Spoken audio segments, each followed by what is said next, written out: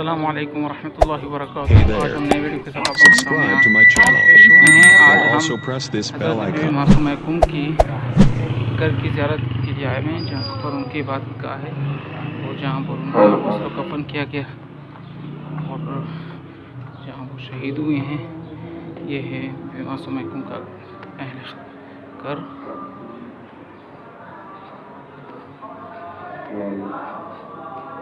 ये पूरा अहल खाना सारे काफिले वाले आए हुए।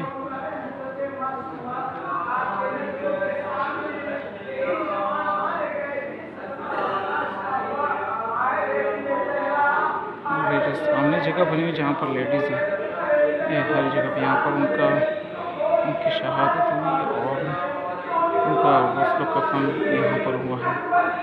यहाँ पर मासूमा कुम की जो है आखिरी जो शहादत यहाँ पर हुई थी वो गुस्ल वगैरह हुआ था, गुस्ल कफन यहाँ पर हुआ था।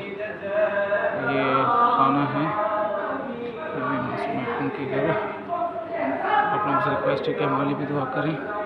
और ये देख सकते हैं सारे काफिले वाले आए हुए ज़ियारत करने के लिए। Hey there.